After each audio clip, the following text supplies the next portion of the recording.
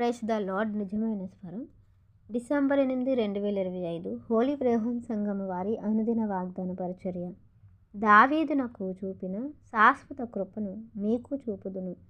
యెషయా గ్రంథం 55 అధ్యాయం 3 ప్రియమైన దేవుని వారలారా, దేవుడు దావీదునకు శాశ్వతమైన కృపనిచ్చారంట. ఆయన మీద శాశ్వతమైన కృపను చూపించారంట. అయితే ఆ కృపను మనకు కూడా చూపిస్తానంటున్నారు. మరి దావీదు ఆ కృపను ఎలా పొందుకున్నారు అని అంటే, దేవుని యొక్క హృదయానుసారుడయ్యారట దావీదు. ఎందుకు, ఎలా దేవునికి హృదయానుసారుడయ్యారంటే, దేవునికి ప్రథమ స్థానాన్ని ఇచ్చారు. దేవుణ్ణి తన హృదయములో ఒక ప్రథమంగా నియమించుకున్నారు. ఆయన తన హృదయాన్ని దేవునికి అర్పించి అహర్నిశలు దేవుని ధ్యానం చేస్తూ, దేవుని స్తుతిస్తూ, ఆయన ఆరాధిస్తూ, ఆయన మహిమపరుస్తూ, తనకున్నటువంటి చిన్నపాటి జీవితమైన ఆ జీవితంలో తగ్గించుకుని ఉండడం వలన, దేవుని యొక్క మాటలకు లోబడ్డం వలన, దేవుని మీద ఆధారపడడం వలన, ఏ లోకాశలు లేకపోవడం వలన దేవునికి హృదయానుసారుడైపోయారు. ఆ హృదయానుసారుణ్ణి ఒకనొక దినాన అందలం ఎక్కించారు. దేవుడు అతన్ని ఉన్నతమైన స్థితిలో ఉంచారు. అందరూ చులకన చేయబడ్డ ఆయన జీవితాన్ని దేవుడు ఉన్నతంగా చేశారు. ప్రియమైన దేవుని వారలారా, ఈరోజు మన జీవితంలో ఏ కొదవ ఉందో తెలియదు.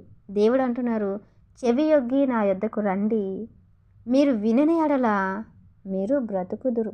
నేను మీతో నిబంధన చేస్తూ ఉన్నానన్నమాట. ఏంటనంటే, దావీదుకు చూపించిన ఏ శాశ్వతమైన కృప అయితే ఉందో అది మీకును చూపిస్తానని అంటున్నారు.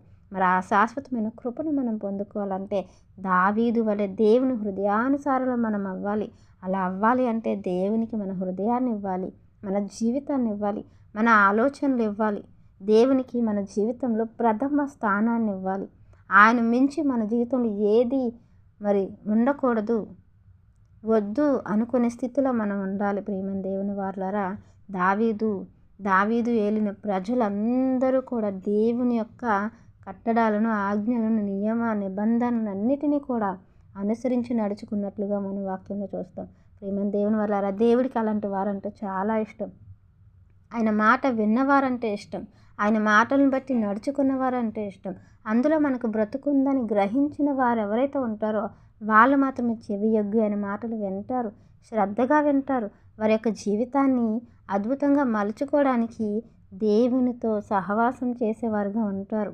అలా ఉండేవారే దేవుని యొక్క శాశ్వతమైన కృపను పొందుకొని నిత్య బ్రతుకును అనుభవించటానికి దేవుడు వారికి అనుమతినిచ్చే రీతిలో వారి యొక్క భక్తి జీవితం ఉంటుంది. మరి మన జీవితం అలాగే ఉండాలని, దేవుని యొక్క శాశ్వతమైన కృపను మనము పొందుకోవాలని ఈ వాక్యం మనందరి జీవితంలో దేవుడు ఫలింపచేయాలని ఆశిస్తున్నవారు దైవజనులు బ్రదర్ పి. నెహెమియా గారు.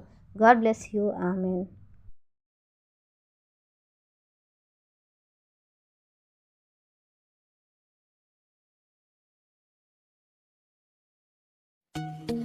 Hi friends, Holi prayer home Gajuwaka సంగమ వారు మాట్లాడిన విలువైన దేవుని సందేశములను మీరు వినటానికి మా యొక్క యూట్యూబ్ ఛానల్ హోలీ ప్రేయర్ హోమ్ను సబ్స్క్రైబ్ చేసుకొని పక్కనున్న బెల్ ఐకాన్ క్లిక్ చేయగలరు.